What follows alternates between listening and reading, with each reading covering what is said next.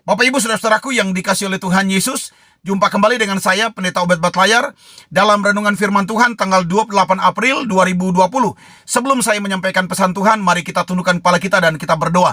Bapa, di dalam nama Yesus, bawa kami makin dalam di dalam mengenal Tuhan secara pribadi. Waktu-waktu di mana kami sedang menghadapi masa-masa yang sukar, izinkan kami mengenal pribadi Tuhan yang kami sembah, supaya kami tidak sekedar menjadi pengikut, tapi kami sungguh-sungguh mengenal secara pribadi Tuhan yang kami sembah dan kami layani.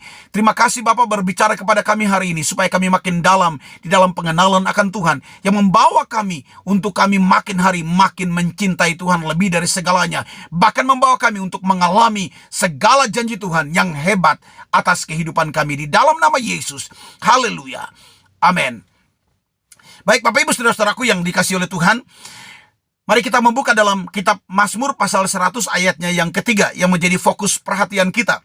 Mazmur pasal 100 ayat 3, demikianlah firman Tuhan, ketahuilah bahwa Tuhanlah Allah, dialah yang menjadikan kita, dan punya dialah kita, umatnya dan kawanan domba gembalaannya. Nah saudara-saudara, dari satu ayat ini menarik untuk kita melihat lebih dalam.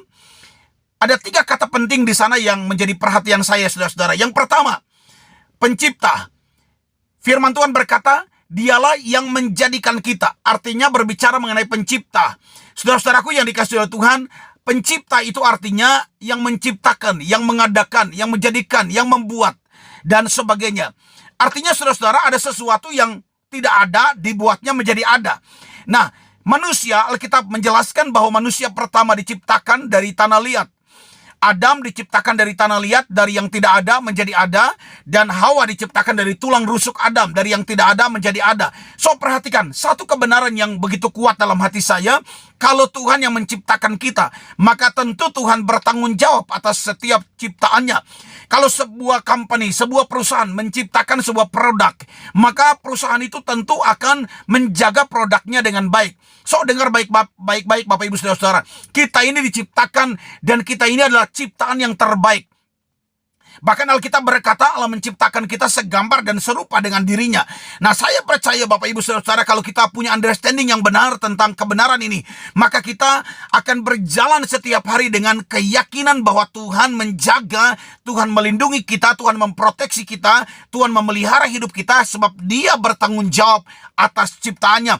Kalau misalnya satu produk yang dirilis oleh sebuah perusahaan dan kemudian produk itu gagal, maka produk itu pasti akan ditarik dari company, ditarik oleh company atau oleh perusahaan. Kenapa? Karena menjaga nama baik. So, dengar baik, kita ini adalah ciptaan Tuhan yang dirilis, yang diutus atau yang dicipta, itu ciptaan yang terbaik. Nah, karena itu saya percaya Tuhan sungguh-sungguh bertanggung jawab atas kehidupan kita. Itu kebenaran pertama yang membuat saya makin kuat, makin tegar menjalani kehidupan ini. Yang kedua, saudara-saudara, yang pertama adalah pencipta. Kata pertama pencipta, dialah yang menjadikan kita. Yang kedua, pemilik atau owner, punya dialah kita. Nah, saudara-saudaraku yang dikasihi oleh Tuhan, pemilik artinya yang memiliki, yang empunya. Nah, saudara-saudara, sebuah pesan Tuhan yang begitu kuat. Jika kita ini menjadi milik Tuhan, tentu Tuhan akan memelihara. Nah, mari saudara-saudara, mari kita flashback kembali dalam kehidupan kita. Kalau kita memiliki segala sesuatu, maka sudah pasti kita akan menjaga dan memelihara dengan baik apa yang menjadi milik kita.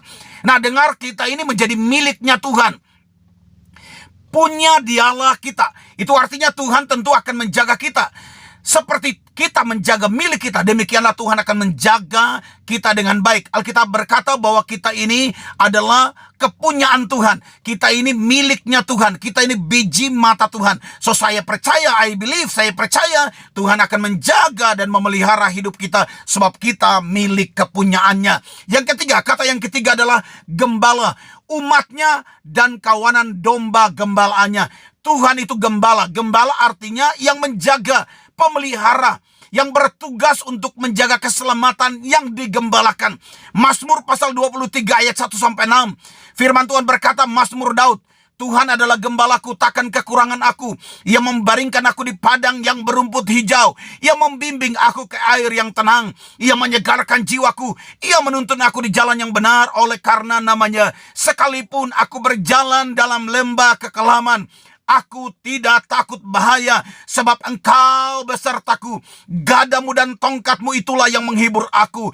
Engkau menyediakan hidangan bagiku di hadapan lawanku. Engkau mengurapi kepalaku dengan minyak.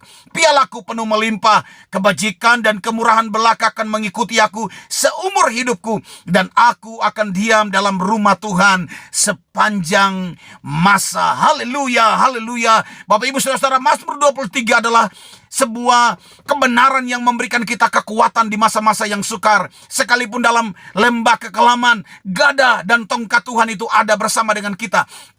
Saudari, 3 kata ini Bapak Ibu Saudara, saya mendapatkan satu kekuatan, satu dorongan dari Roh Kudus untuk menyampaikan pesan ini kepada Bapak Ibu sekalian. Yang pertama, dalam kondisi yang memprihatinkan hari-hari ini dengan terancamnya COVID-19, maka pesan Tuhan adalah jangan takut. Anak-anak Tuhan tidak boleh takut, sebab kita ini Tuhan yang menciptakan kita, kita ini miliknya, dan Tuhan yang menjadi gembala atas kehidupan kita.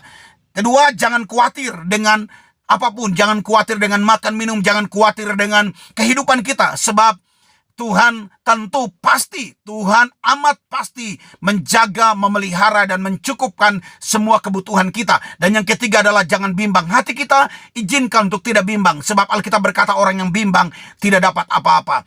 Bapak Ibu Saudara, mari tetap tenang, sebab Tuhan pasti menjaga, memelihara hidup kita sebagai milik kepunyaannya. Doa saya menyertai saudara, Immanuel, Allah beserta kita. Tuhan Yesus memberkati kita sekalian. Amin. Mari kita berdoa. Bapa, di dalam nama Yesus, biar kebenaran-Mu yang singkat ini sungguh-sungguh terpatri dalam loh hati kami. Inilah pesan Tuhan yang menolong kami untuk menyadari status kami di hadapan Tuhan. Tuhan yang menciptakan kami. Kami adalah milik-Mu. Dan bahkan Tuhan, kami adalah domba-domba gembalaan-Mu. Engkau adalah gembala agung kami. Kami percaya Tuhan akan membawa kami ke tempat yang bermata air. Tuhan akan membawa kami ke rumput yang hijau. Dalam kondisi apapun, Engkau ada bersama dengan kami. Terima kasih di dalam nama Yesus. Haleluya. Amin.